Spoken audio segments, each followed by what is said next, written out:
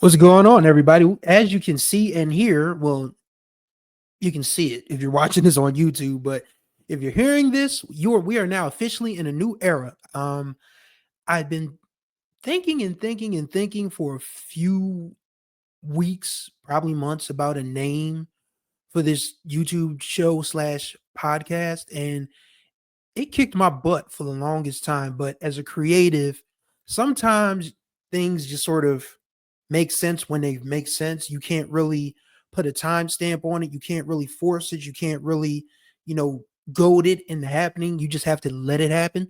So I have a Medium page. If you guys aren't familiar with Medium, it is a sort of a blogging site. It's like WordPress. It's like Blogspot. It's like a few other places used to be. And for some strange reason, I just titled the blog Chris's 2 cents. And I was like, you know what? We're not gonna think too hard about that. This is gonna be an across the board branding thing. So welcome officially to the Chris's 2 cents. Well, Chris apostrophe 2 cents podcast with your host, Chris Stevens. You guys are not new to this channel. You've been subscribing before. You already know who I am. But if you are new to listening to this and hearing this, because this will be across several platforms, so you guys don't have to just be locked into YouTube all the time. But yes, my name is Chris Stevens. I am a sports writer by trade, have been since 2002. I love talking about different things, different topics like music, sports, dating, sex, food, cars. It's a show for all subjects. And that was actually the name of my very first podcast way back around this time in 2011, called All Subjects Everything. So yes, I've been doing the podcasting thing for almost 15 years. And I'm very much happy to still be, being able to do this. But, once I had the idea to restart my YouTube channel, I was like, well, I need to do something. And I was like, well, okay, all right, let's just get started. Because that's the most important thing creatives we agree on, is just getting started is the key. You can make it perfect later. So after about a year, I finally, like around the holidays, I was like, yo, this has been looking me in my face the whole time, and I just didn't see it. The name, I mean. So yes, welcome to the 2 cents, the Chris Stevens. Welcome to Chris. Let's get it right. Welcome to Chris's 2 cents podcast with Chris Stevens, where I share my 2 cents with common sense. It's not going to be anything totally egregious over here, because, I'm a person who likes to learn. I'm a person who likes to hear different points of view that makes sense. I'm not just going to entertain foolishness, but I mean, I may speak on foolishness. I might push back on foolishness, but I'm not going to entertain it by any stretch of the imagination. But it's going to be the same channel as it was before, with me talking about different albums, different things that I've seen, different things that I've observed, with guests as well. So no, the guest part isn't changing. And people are probably wondering that are longtime subscribers to the channel, what does that mean for the overnight scenario? I'm not sure. Maybe I'll just incorporate that part of it into the Chris 2 cents experience, make that a little something special, but I don't know as of yet. I mean, obviously the episodes will still be up on this channel. I'm not sure if I'm going to start this on the ChrisTheWriter YouTube channel or start an entirely new, Chris's 2 cents channel from here on out and just put everything over there. But I may just end up, recording as is and just moving everything over there when time permits, because life gets busy. That's pretty much been the motto. Oh, before I get even further into this, be sure to subscribe to this channel and be sure to subscribe to the Spreaker page and the Spotify and all of that, so you can listen to this stuff. Like, you don't have to be constrained to YouTube now, because now that I've started a Spreaker account, that means I can get distribution across different platforms. So if you guys are on the go and you don't feel like having your phone open to YouTube, but you have an app that you have a podcast app that you would listen to. I'm so excited that I'm talking too fast and tripping over my words, but that's the way it goes. But yes, if you have a podcast app that you like to listen to, Chris's 2 cents will be on there. And there goes my phone falling in the floor. So yeah, this is not a perfect start, but that's the beauty of it. Again, we're just starting, even though we're not really officially starting. This is the season 2 debut. It just has a name now. So I guess we'll just call it the first season Untitled. Kendrick Lamar had an album called Untitled that was pretty good. But yes. So what are we going to talk about for this first episode? It's going to be a couple things. I did want to touch base on the wonderful Luther Vandross documentary. I was about to call it So Amazing. That's one of my favorite Luther songs, but the actual title of the documentary, as co-produced by Jamie Foxx, is Never Too Much. And it's been on CNN a couple of times. I hope it makes it to stream because I know a lot of people don't fool with cable anymore, and I get it. But it was a beautiful look into the life of probably the greatest romantic singer who ever lived.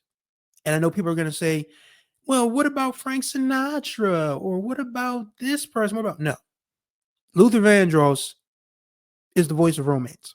And I will tell you why in a little bit. But yes, it went deep into his life, his upbringings in Manhattan and the Bronx, how he started a group called Shades of Jade, and he went to each parent's group member's parents' house and said, we got to have these $20 emerald green shoes or whatever.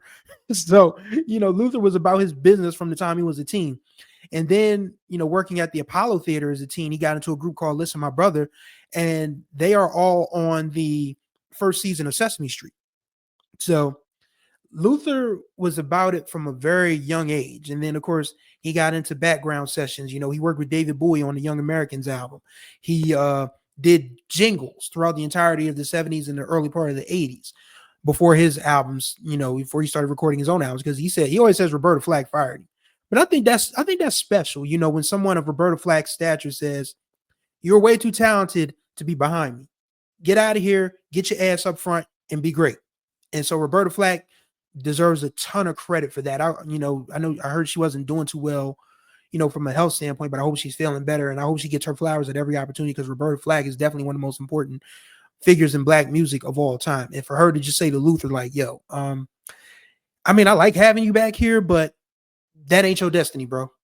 That is unselfish, that is selfless, and that is incredible. And that gave us 20 plus years of phenomenal music, because Luther, oh my God, so many hits. Of course, there's Never Too Much, the one that kicked it off. There's his cover of, when Luther covered your song, it wasn't your song anymore. It just wasn't. When you think about his covers of Dionne Warwick's Anyone Who Had a Heart and A House Is Not a Home, Brenda Russell's If Only for One Night, turn that into Stevie Wonder's Creeping. And believe me, I'm a Stevie stan. We just talked about the Fulfilling His Personality album with Evan Barnes, which has Creeping on it. But Luther's version of Creeping definitely was mid-80s Quiet Storm. Sing it for me 4 times. Creep, creep, creep, creep. It was brilliant. It was brilliant. But yeah, Luther could take a song. And of course, the greatest example is the Carpenters' Superstar. Like, that was just like a little folk rock ditty, and Luther turned it into this wanting, longing, searing torch ballad of a song, and there's nothing wrong with the way Karen Carpenter sang it. Karen Carpenter was one of the most influential artists of the 70s. She died way too young because of anorexia. She died before Luther's version of Superstar came out, honestly, because she died early in 1983. And Busybody album came out a little towards the summer of 1983. So Karen Carpenter was already with the ancestors when Luther's Superstar came out. But, she sang it from like a hippie perspective. Luther sang this from somebody who was really wondering, don't you remember you told me you loved me? You said you'd be coming back this way again. I love you. I really do. Like, there's just that wanting in his voice and his songs that just resonates with a lot of people, which is why he probably is, if he's not the greatest Quiet Storm artist, he's definitely top 3. I can't think of too many others. You can probably put Anita Baker in his class. You can definitely put Marvin in his class. Smokey, the originator. We'll talk more about the Quiet Storm album a little later on this year. But Luther was the voice of romance, and it's crazy because this documentary talked about everything. His weight, his struggles with weight, food addiction, emotional eating, and the bugaboo, and not the bugaboo. I guess you call it the elephant in the room, his sexuality. And I think what's heartbreaking about what Luther went through was he lived in a time where if you were not considered to be openly masculine and openly straight, then people just sort of like, shuddered and moved away from you, because this was the height of the HIV and AIDS pandemic and panic. and the gay panic, because when you have to take into account when Luther Vandross first starts to become Luther Vandross in the fall of 1981, in the winter of 81-82, there's this new virus that is dropping gay men like flies. They called it was, I mean, they didn't have an official name for it. I mean, it was the first time it was officially, I think the first day it was officially called AIDS was December 1st of 1981. So just around the time Luther's really starting to pop, you know, there's this gay disease, if you will. That's what they called it back then, the gay disease, that was killing people left and right. And he had to protect not only his reputation, I guess, but his physical self.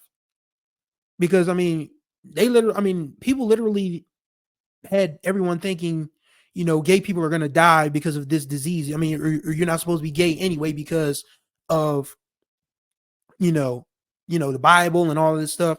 And I think it's just really unfortunate. I mean, like I said, it's heartbreaking, honestly, that a man who sang so eloquently about love did not have that romantic love in his life at any point. It didn't seem like it, because he was a very private man. And I get it, because I mean, the dude lost 120 pounds on his own volition, and people started saying he had AIDS. It's like, what the hell? Like, wouldn't you just ask the man, like, wow, Luther, you lost a lot of weight. What's going on? What's the secret? It would have been easier and just gone. It would have been easier than that. It would have been easier that way, instead of writing little rumors saying, oh, wow, maybe Luther Vandross has the bug. I mean, they used to call it the bug, high five, so many foolish, terms for it, HIV and AIDS, but it was just, it was tough. I mean, I imagine it had to be tough for a man of his stature, because it's not like nowadays where people can, explore and be open about it, or even be secretive, because there are different channels, different, anonymous apps that people can use if they want to, do things, walk on the wild side, whatever your wild side is. But being as famous as Luther Vandross in the 80s and the 90s and the early 2000s, you can't just, be seen in a gay bar or a gay nightclub, because people are going to run with that. And even if he was or he wasn't, I mean, it was still his right to guard that close to the vest. And I think that's probably the part where Richard Marx really just like snaps out and says people who were his friends were talking about his fucking personal life. Richard Marx was heated. And then it cuts to Patty, and it cuts to Aunt Patty LaBelle, talking about how, Luther, was in the closet because of his religion and his relationship with his mom. And I don't want to say that's unfair to kind of, the way that editing looked out, because it may look like Patty was the one that, just totally, took the door off his closet posthumously. But it just really isn't fair to, just keep speculating about a man who can't say so for himself, because he's gone. And I know that, I mean, but again, it's devastating to think that this dude who brought love to millions of people's lives, because there ain't a black person alive worth their salt anyway, who don't know a Luther Vandross song. That black person just does not exist. If they do, then we know what side they're on, and they can stay over there. But it's, again, I just can't imagine a man who sang that brilliantly and glowingly about love just did not have that in his life. And I know that he died from stroke complications, but I think the underrated and underlying cause of Luther Vandross' death, quite honestly, was a broken heart. I really do. I mean, yes, everyone talked about his yo-yo dieting, his diabetes, because his father died of diabetes when he was really young. And, the stroke that eventually, and the massive stroke that just took him out for good eventually. But I mean, all of those things add up, when you're this famous person, this great singer who gets love from everybody. They love your music. They love what you do. They have created kids to your music. They have walked down the aisle to your music. They are celebrating anniversaries to your music. They have proposed to your music, and you can't have that for yourself. That's devastating, man. That's a hell of a cross to bear. And that's why I say that, yeah, it was the stroke that killed Luther, but at the same time, the broken heart didn't do him any favors either. Just didn't. But yeah, if you have a chance to check out the Never Too Much documentary, whether it airs again on CNN or whether they put it on an app or something, you owe it to yourself to check it out. It's phenomenal. It is a great documentary. Highly recommend. 5 of 5 stars. Shouts out to Jamie Foxx for that one. But yeah, what else did I want to talk about on this particular episode? I didn't, there wasn't that much to discuss because obviously next week Hellgate returns, with Biden ceding office to that guy. We already know what's gonna happen. We just have to be best prepared for it. I think what we're not expecting is how the people who didn't think it would affect them will handle it. Black people, we've had the target on our backs for 500 years. We know how this goes. We already know how this works. So I think the people who felt like, oh wow, I could kiss Trump's ass, I'll be fine, and then you're not fine, how you gonna handle that? Because Black people are not going to tolerate you blaming us for your short-sighted vote. I'll tell you that right now. Don't come over here talking about, oh, because of you Negroes, we're back in this, we're poor again. It's the Great Depression all over again. Why Black people, you niggers? That's basically what y'all want to say anyway. Whenever people start saying DEI, CRT, woke, and all of that, they just want to say it. They just want to say nigger. That's really all it is. But it's so funny because for them to be as bigoted as they are and hold themselves up to being the supreme race, they are scared to death of every damn thing. Every joke about Chicago, every joke about, oh, don't go into the inner city. We deal with it here in Delaware. I mean, I live in Wilmington, Delaware, and no, Wilmington, Delaware is not perfect. It is not. But it's so funny when I read these comments on the local news outlets about something good happening in the city, and they're like, oh wow, just don't go into a certain area after dark, or wow, there's too many Black people in the city. That's basically what the people are saying undercover. I'll never forget. I was because Facebook is a cesspool anyway. We already know about that, but there's a group that I follow on Facebook called Old Images of Philadelphia because I'm a Philly stan at my core. Like, I love the city of Philadelphia. I really do. So there was a neighborhood, some neighborhood from the 60s or 70s, this real picturesque scene that somebody had uploaded. And this old white woman said, oh, that was before the Groids moved in. I was like, what is a Groid? And then I Googled it. And then I learned a new slur that woman was saying Negroids. Like, she really wanted to say niggers. It's like, damn, for y'all to be as big and bad as y'all are, y'all really a bunch of cowards underneath the surface. Y'all got a yellow stripe going down your back. You really can't see it because you're white, but it's a yellow stripe going down your back. Because if you really want to say the N-word that bad, if you really want to call a gay person the F-word that bad, if you really want to call a Latino person the W-word that bad, you would do it. You would do it. But instead, y'all hide behind things like, oh, wow, it's here come the Mondays.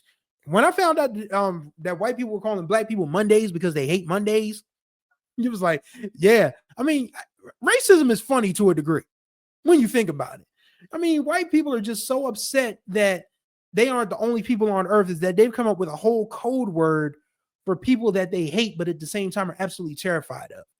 Because you're not going, because most of y'all are not going to call a Black person N-word to their face because you already know how it's going to end. And the only thing you have on your side is you're going to be able to call the cops. That's it. That's a very powerful thing for you to have on your side. Don't get me wrong, because the police hate Black people just as much as the common, white citizen. But that just boggles my mind. Like, y'all swear that y'all are so much better than everybody else, and you can't even be bigoted, right? Like, you can't even be bigoted with your whole chest. That is funny to me. That is absolutely hilarious. It'll never stop being funny to me. But it is what it is. And I really didn't mean to talk about this that long, but because I did want to get to one last thing before I get up out of here. Because I'm not sure if I'm going to do this like multiple times a week, but I'm definitely going to be doing multiple subjects of things a week. So if it turns out that I have to do what I've been doing before, which is like little 15-minute episodes, a couple days a week, I'm okay with that. Because this one's already going 20 and I didn't mean to talk this long, but I did want to talk really quickly about the Fox Sports scandal. If you guys missed that news a couple weeks ago or a little bit over a week ago, a hairdresser is suing Skip Bayless, the Fox Sports head, and Joy Taylor for sexual misconduct, sexual harassment, and bullying. And Skip, to me, this is probably the final act of a person who just, from a journalism standpoint, I've talked to a lot of coaches who say we got to get these guys to stop believing their own press, because a lot of athletes and players, and teams, they get on a roll and they see the things that are written and talked about them. They're like, yeah, we're really that good. And the coach is like, y'all not really that good. So we got to get y'all to stop believing your own press. Skip Bayless started believing his own press, which is funny because he was one of the great beat reporters of the 90s covering those the Jimmy Johnson era Dallas Cowboys. Like, I went back and just looked through his stuff with the morning news and all of that. Dallas Morning News. I was like, damn, Skip used to be a really good reporter.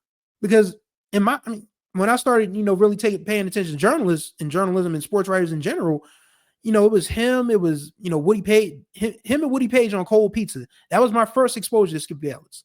And I already knew that Skip was going to get on my nerves, but I liked Woody. Because I remember Woody used to write about the ABA, and he was in a documentary called Long Shots, and he had this hilarious story about how he wrote this nice feature piece about a player on an unnamed ABA team. And, after he parted ways with the player, he goes back to his hotel room, gets a knock on the door, and there is a woman of the night. And Woody says, "What are you doing here?"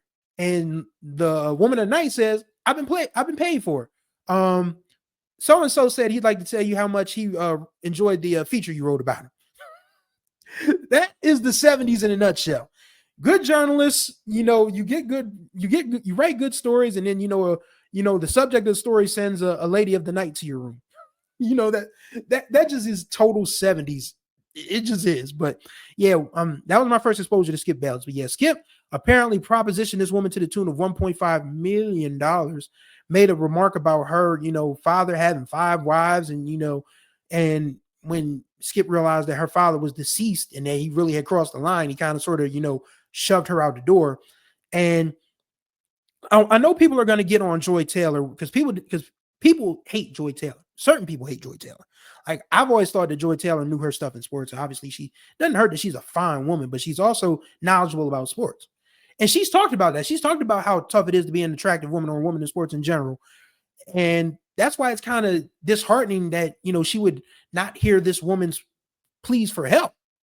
And then I'm not going to get too deep into the accusations of Joy sleeping around or whatever, because that's not my call to make. But I will say one thing Joy Taylor needs to do. She needs to come out and say that Jason Whitlock needs to shut his fucking mouth. Bottom line. Why is Jason Whitlock talking about anything that has anything to do with an attractive woman? Why is Jason Whitlock talking about anything that has anything to do with women, period? I'm not going to repeat what Jason Whitlock said about Joy Taylor, but I can tell you that he's lying through his teeth. He absolutely is. There's nothing about Jason Whitlock that says that women find him attractive in any way. There's nothing about Jason Whitlock that says that a woman will want to be near him for 5 seconds. Jason Whitlock is the kind of grotesque, the kind of creepy, the kind of sleazy where his sex toys put out on, say no to him. Jason Whitlock is the kind of gross where his fleshlight says, not tonight, I have a headache. That's a nasty dude. There's nothing about that dude that just says that women actually like him.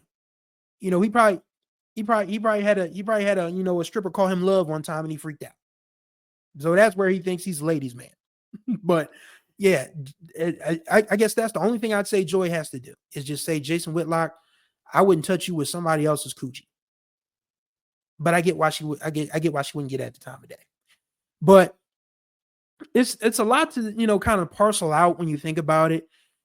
Skip being a man isn't surprising. I mean, there are a lot of dudes who use their power and influence to try to make people like them and make women do things with them. I mean, all you gotta do is just look at the Facebook stuff with Zuckerberg. Like, I mean, people forget that Facebook was literally started to rate the attractiveness of co-eds on Zuckerberg's campus.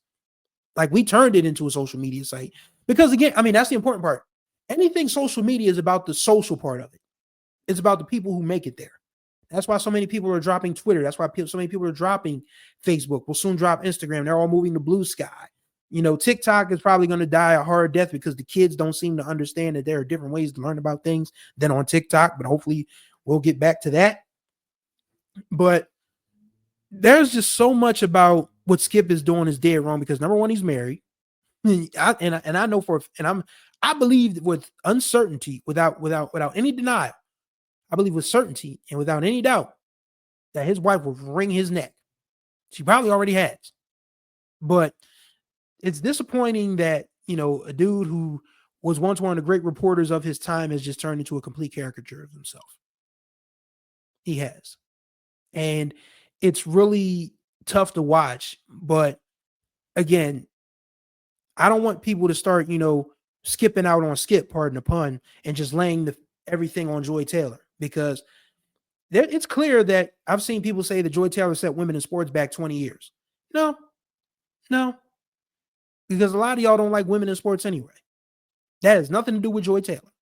When you think about how so many people acted a damn fool over Caitlin Clark, because they really weren't Caitlin Clark fans. They were just anti-black woman and anti-queer woman, because that's the WNBA's makeup for the most part.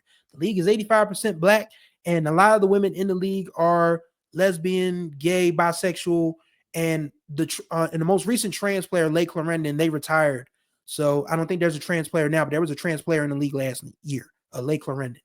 So it's not about, a one woman setting women back. It's about you people, you racists, you homophobes, you misogynists. Y'all never liked women in the first place in any arena.